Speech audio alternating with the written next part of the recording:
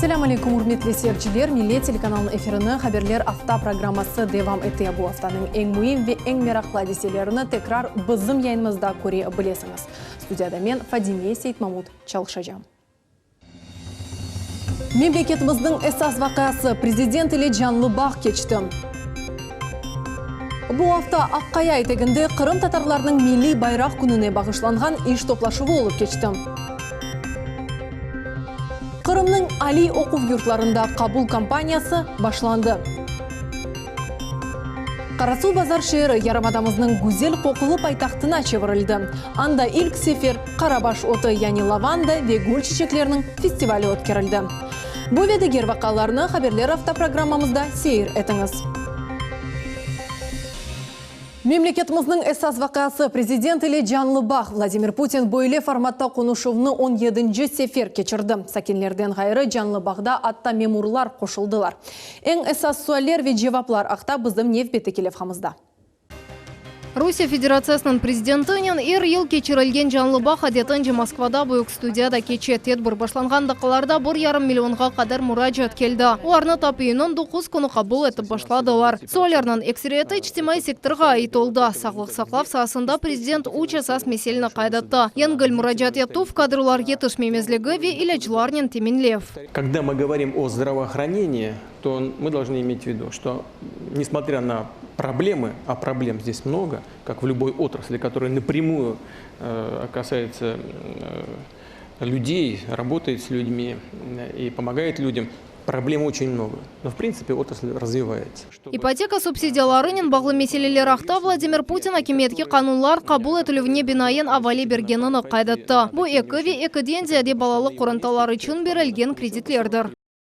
Есть мое поручение. Для семей с детьми, у которых появился второй или третий ребенок, должна быть льготная ипотека в 6%. На Дальнем Востоке 5%. Что произошло с этими 6%? Проблема не решается с банками. Они не пересчитывают ставку по кредиту. Это реальная ошибка правительства России. Минфин не выделил достаточных ресурсов на компенсации банкам на эти цели. Canlı bağ ketişatında kanunsuz çöplük obalar ақта да суалер берілді. Rusya президенті қайдатты ки меселенің көлемі пек бұйық. Мы генерируем ежегодно 70 миллионов отходов. 70 миллионов. И на самом деле никто не занимается в промышленном смысле переработкой этих отходов. Это огромная проблема. Тем более, что полигоны скапливались десятилетиями еще советских времен.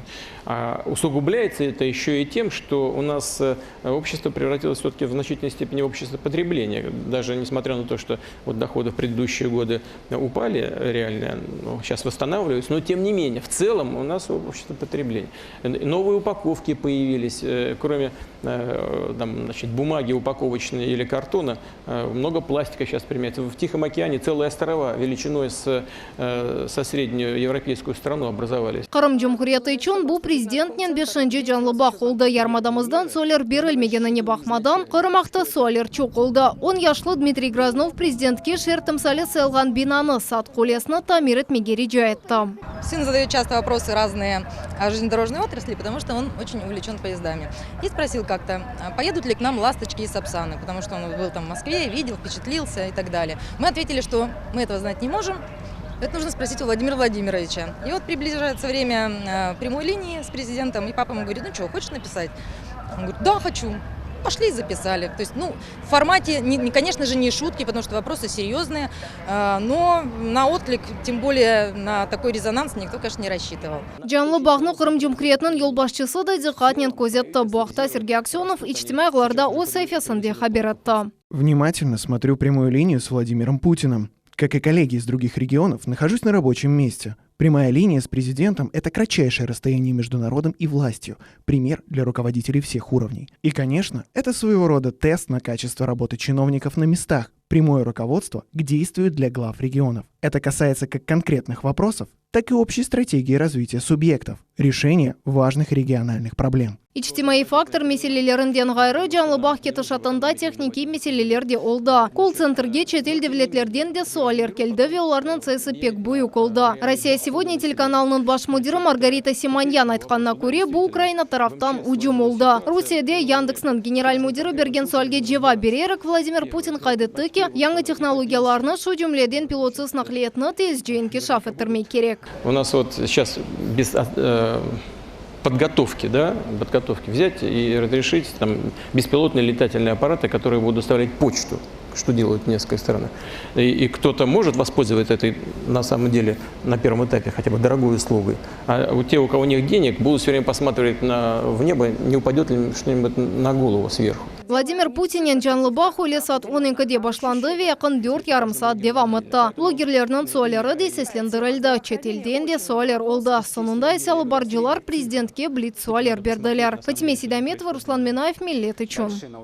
Қырым мұсылманлары ажылықнен бағлы тешкілі суаллерні чезіп башладылар бұл уақта Қырым муфтисінің муавины Айдер Исмаилов хабар етті. Хатırlatамыз, ярымадамызға ажылыққа бармақ үшін рекорд квота айрылды. Мүсене мұқаддес ерлерге бармақ үшін 1000 Қырым мұсылманы yolға çıkacak.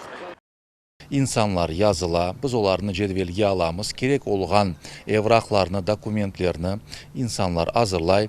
Bizler devletnen münasebette, gerek olğan başka ministerstvalarının münasebette vatandaşlarımızga pasportlarını hazırlanmakta.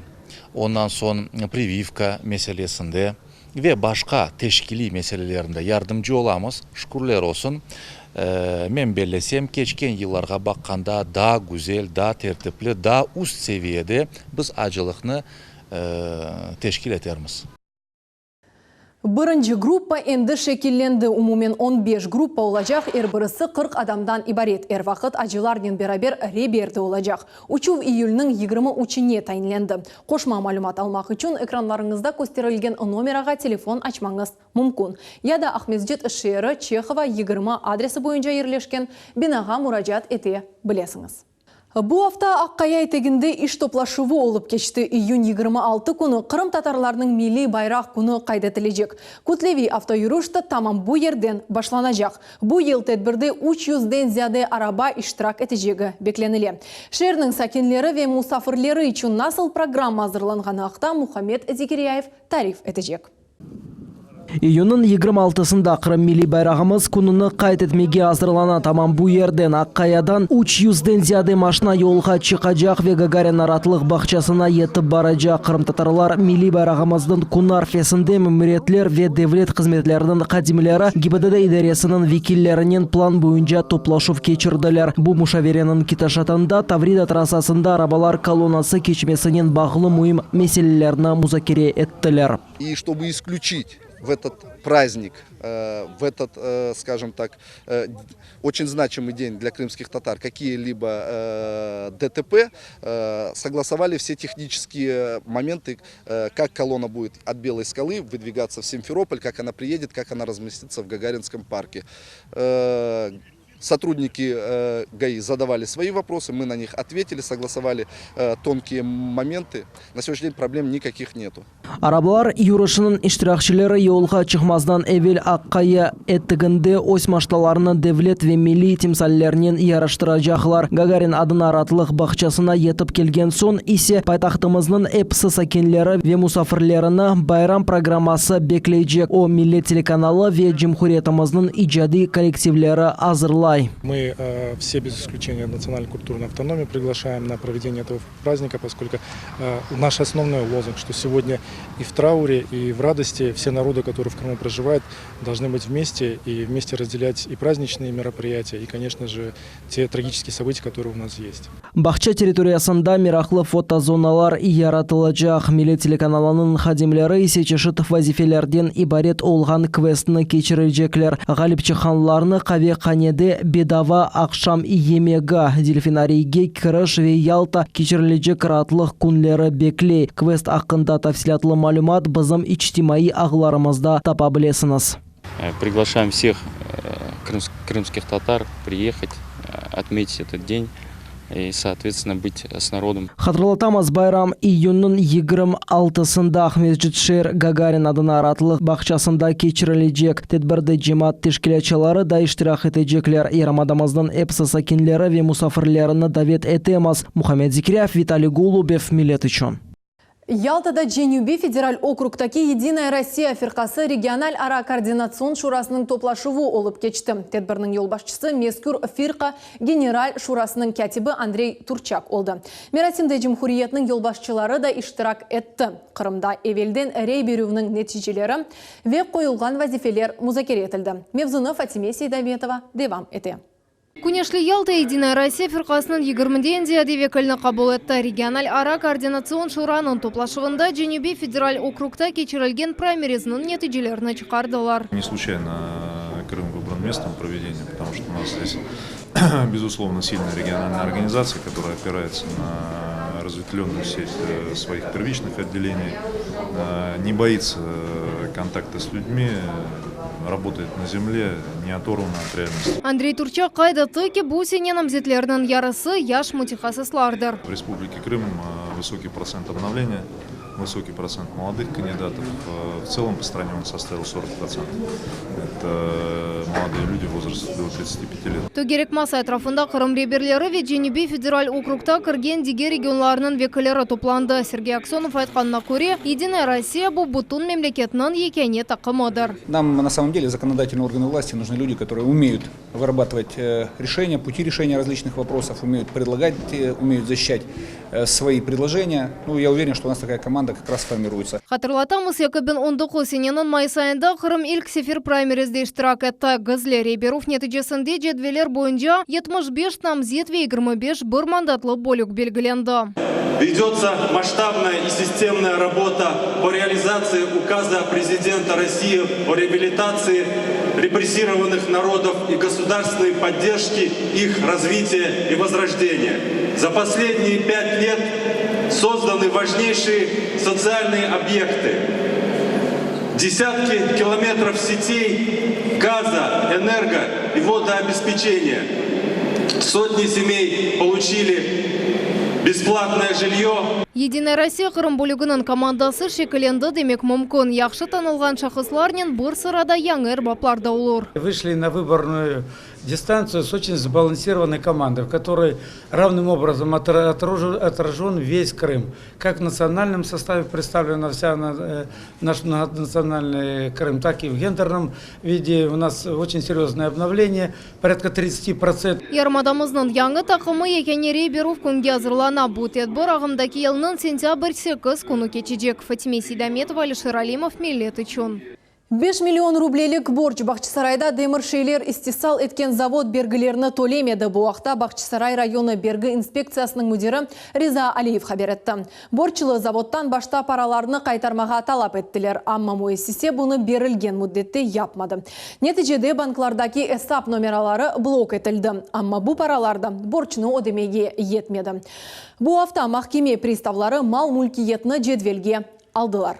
Конечно же, плательщик имеет право в любой момент сумму долга погасить, соответственно, все мероприятия в его отношении будут прекращены. Однако, если в установленные сроки этого снова не произойдет, реализация активов будет произведена и деньги направлены на погашение налогового долга. Таким образом, мы видим ситуацию, что плательщик просто лишится части своих активов. Бергі қызметі ярымада сакинлеріне муражат еті. Вебергілеріні вақтында төлемек кереклігі ақта хатырлата. Қырымның Али оқу юртларында қабыл кампаниясы башланды. Бұл haftaдан башлап абитуриентлер Жумхуриетнің Али оқу юртларына өз весиқаларыны тапшыра білелер. Бұл сене оқымаға кірмек шартлары ақында біздің мұғберлеріміз тариф етмеге азырлар. Алигера весиқаларыны қабыл комиссиясына тапшырмақтаны вел оларыны тешкере зенатыны тап мектепте оқығанда сечті журналист олмаға арзете. Мне эта специальность нравится, и у меня есть цель. Вот. Я бы очень бы хотел, прям мечтаю, работать на канале Милет.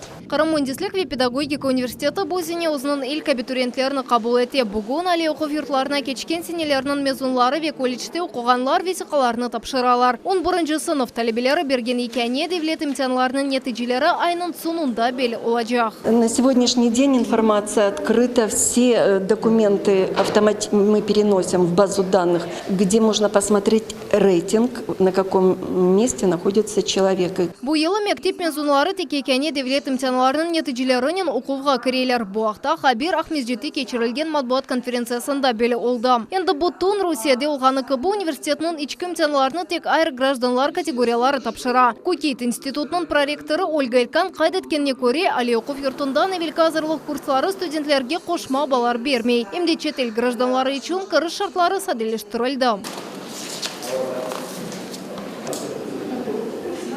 Тәсіл везірлігі әлі оқув юртына 1300-ға яқын бюджет ерлеріні айырды. Олардан 140 ер университетінің ең чоқ сұралған зинаты Мундислик бөлігіне берілді. С приходом Российской Федерации у нас Керченский мост построен, возрождается производство, поэтому инженеры по всему Крыму востребованы. Поэтому инженерные специальности сейчас у нас очень востребованы. Это и машиностроение, электромеханика и сварка, это безопасность технологических процессов, охрана труда в машиностроении и компьютерные технологии в машиностроении. Ижедин шалар язғанлар ве имтианлар бергенлер июльнің 15-не қадар весиқаларыны тапшыра білейлер. Екене девлет имтианларының нәтижелеріні кетіргенлер үшін июльнің 26-сына же вақыт беріле. Фатиме Сейдаметова, Севиля Меметова, Дмитрий Низовой, Милет үшін. Қырымда Дүния тіллері музейі açılды. Русияда бойле музей да yok еді. 200-ден зияде тілінің яңғырав ве языларының нумунелері. Арпат көйінде тағдым етілді. Бойле уникаль музейіні бұ көйінің сакинлері өз евлерінде açtılar. Тіллер дүниясына бізім мұхберіміз Фатиме Сейдаметова далды. Музейнің бірінші қатында чешет халқларының ренкле фоторесімлері оларының тобында есе граммофон шекалінде колонкалар тура. Бұның ярдымынен чешет милетлерінің нұтқыны шетмеге мүмкін. Мұнда 200-ден зияде тіл нұмай шетелген кереклі догмеге басаңыз, сіздің мерақландырған тілінің сесіні еште білесіңіз. Интерактив тақтада ондан зияде стенд герлештірілген. Оларның ербірі өз жесіне озгун. Ән мерақлылары арасында сызғырған тіл де бар. Вот, например, можно послушать один из таких вариантов. Вот сейчас человек говорит здесь, что раньше было очень много людей в нашей деревне, которые умели разговаривать и понимать язык свистов. Сейчас таких людей осталось очень мало, потому что пришла современная цивилизация, и люди не хотят учиться больше языку свистов. Айры бір стенд ең мираклы тілерге бағышлана. Мисал үшін Қытай тілі, оны 1 миллиардтан зияде адам қуана. Яқын ерде Викчамни тілі ерлерше, оны дүнияда тек бір адам біле. Это женщина, да, это определенная в Северной Америке, то есть индейская народность, вот, которая остался один носитель. Гун Женевыз ве қадими юнан тілері Қырым ярмадасыны ярыштыралар. Қырым тілері стендте бұл көйде яшаған сәкенлерінің сеслеріні ештмеге мүмкін. Мисал үшін Украин тіліні ерлі мектебінің оджасы сеслендірді. Дорогі мешканці планети Земля. Қырым татар тіліні Арпатның имамы. Химметли ер сияренин сәкенлері. Бұл залда ташлар да топланылған. Ербірінің ұстынды қадими везиманеви язылар бар. Метанлеріні Евгений Озы бірқачай девамында язды. Ташларны есе қара деңіз ялысында топлады. Мы привыкли смотреть на камни как на нечто такое. Вот оно здесь есть, на пляже лежит, но если так вдуматься, то каждый камень, на самом деле, его история гораздо древнее даже, чем этих письменностей, которые на них написаны. То есть камни — это тоже очень древние такие вещи. Екінші қатта музей темелжелері адамлар қонышмаларына айт ең әдеттен тыш нумунелеріні сақлайлар. Мисал оларақ қадими инклерінің кипу адлы тілі. Бұл археологик тапылманың репродукциясы о инклерінің бірінші үкімдары Манка Капаканың тарихыны көстере. Здесь вот рассказывается, что до него были такие непримечательные серенькие такие различные провинции там и правители, а потом пришел он, и на 4-й год своего правления, 4-й — это 4-й узел, 1, 2, 3, 4. На 4-й год своего правления он объединил вот эти провинции. И здесь различные детали говорят о названиях этих провинций, вот эти цветные нити. Бойся суни тілерінің зонасымында 12 язык өстерілген. Мисал үшін бұл эльф тілі, оны чоқысы «Властелин колец» адлы фильмден бөлем. Тақтанын башқа тарафында есе тәржімесі де бар. Чокус экспонатларны Евгений Геви onun умыр арқадашына достлары бақшыш еттілер. Мұна бұл бір асырлық китапны олар Татьянаның бабасындан ілде еттілер. Это 1906 года или 5 года издания. Это ботанический атлас. То есть вот здесь сохранились еще, например, сейчас не используется твердый знак в конце, то есть и некоторые буквы, которые сейчас не используется. Евгений и Татьяна сеяхат етмеге севелер. Более музей яратмалары ақта 2015 жылдан берлі арзеттілер. Кечкенсене құруджилықны башладылар, бүгін есе бұранжи зәречілеріні қабыл етмеге азырлар. Для нас такая вот мультикультурность нашей планеты, она в принципе известна не понаслышке, то есть это то, что мы очень долго сами переживали, и собственно этот музей это является таким одним из форматов, в котором мы хотим это выразить. То, что вот нас много, да, мы разные, но мы вместе. Музей Қырымның дүлберден дүлбер ерлерінден бұрынды ерлеше Бұқара денізге яқын тұрған арбат қойудыр. Музей Русияде бұрынжы тілер музейі дүнияда есе екінші бөлемі сесе деп сайла. Зияретчілер мұнда еркін қабыл етіле. Фатиме Сейдаметова, Дмитрий Низовой, Милет үшін. Қарасу базар ярым адамыздың гүзел қоқылы пайтақты олды. Анда ilk сефер Қарабаш оты яни лаванда ве гүл чечеклерінің фестивалі өткерілді. Кочеджи агролабораторияда чечеклерінен деңевлер кечерілді. Эльмас Аблакимова экспериментлер нәтижелері ақта девам ете. Вот у нас получается вот такая суспензия, видите? Людочка, да, вот мы отбираем специальным дозатором определенное. Тарла ортасында Деневлер Крымская роза көнде агролабораторияның экспертлері Қарабаш отының ве башқа эфир яғлы сүмлеклерінің алыны белгілейлер.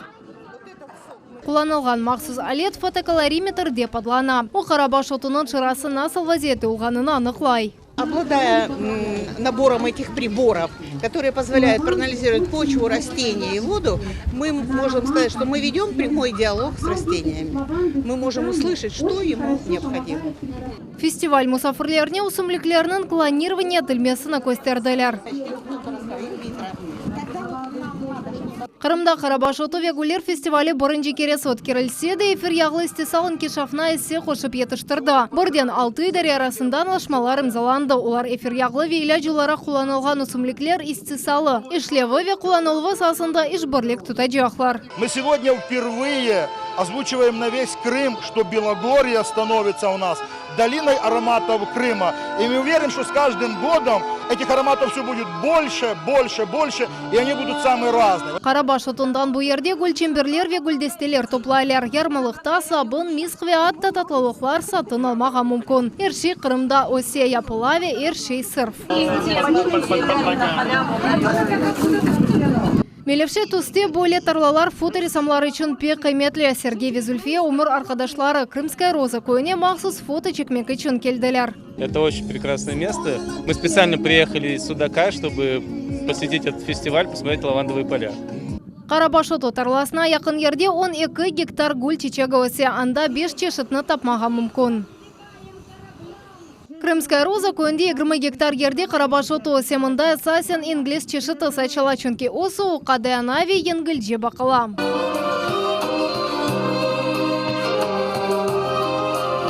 Фестиваль бір күн девам ете. Қарабаш оты өсе бір ай девамында гөлейджек. Фатиме Сейдаметова, Эльмас Аблакимова, Виталий Голубев, Милет үшін.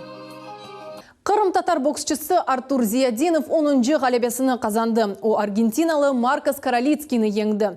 Күреш Канадада олып кечті. 8 раундтан сон акемлер ғалебені Артур Зиядиновға берділер.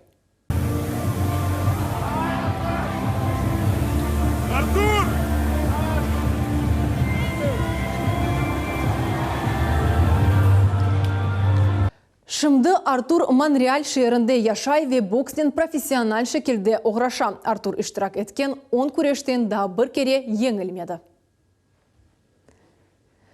Қырым қызы тэквондо бойынша Авропа чемпионы олды. Умумен Қырым бойынша тақымында 3 спортчы ярышларға yol алды.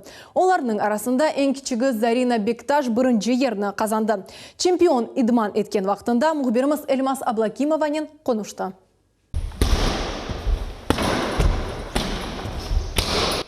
Межгулиетлер комплексы буюк дихат ве интизам. Зарина Бекташның тэквондо буюджа идманлары күн бойле кече. Надо тренироваться до тех пор, пока у тебя не останется сил, а потом после этого тренироваться еще усерднее. Сейчас мы покажем самбо-масоги. Это подготовительный спарринг на 3 шага, который состоит из ударов и блоков.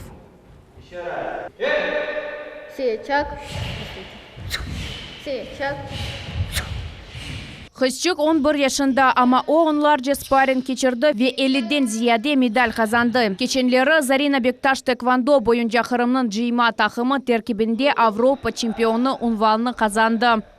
Я хочу сказать большое спасибо моим тренерам. Они мне помогли выиграть. Мне помогла выиграть моя команда. Они за меня болели. Мне было очень приятно. Soçi şehrinde iyunun 8'inden 9'una tekvando boyunca Avrupa'nın 10. kubogu geçti. Anda Kırım kız 4 sparring geçirdi. Onun rakiplerinin yaşı Zarina'dan büyük edi. Bu Latviya, Akrusiya, Abxaziya ve Rusiyeli sporcular oldu. Очень сложная девочка попалась в полуфинале, быстрая. В общее время получилась ничья счетом 2-2. Дали дополнительную минуту. И в дополнительной минуте сработало более, можно сказать, второе дыхание. Делала все возможное и с общим счетом 4-0 победила. Zarina Bektaş birinci gösteriv çıkışını 6,5 yaşına numayiş etti. O vakit kızçığa onun babası sabık sporcu kol tuttu. Evladı rahmetli çempionatta galebe kazanması onun için büyük gururdur. Горжусь не то слово. Ну не знаю, как это словами объяснить. Эмоции это они до сих пор есть. Şimdi sporcu idmanları devam etti ve endi yanı yarışlarga hazırlana. Profesyonel faaliyet ise biraz sonra başlanacak. Наша более профессиональная деятельность начинается с возраста 14 лет, когда спортсмен получает черный пояс. Он тогда может участвовать на первенстве России, со временем на чемпионате России, на первенстве Европы. Это будет один из самых высоких результатов вообще в принципе, которых можно достичь. Şimdi Bahçesaray'da tekvando boyunca 3 seksiya çalışat. Talebeler derslerini umumtasıl mekteplerinin sport zallarında geçirirler. Balaların sayısı endi 50'ge yakın. Yıldan balalar arasında şarkı arbi kureşov sanatının rahbetligi arta. Elmas Ablakimova, Magomed Nesturov, Millet üçün. Урметлі телесерчілер, бұл нұқтада хаберлер авта яйыны екін чекмекті. Хайырлы хаберлер іле кележек янларымызға қадар көрішмек үзілі сағлықнен қалыңыз.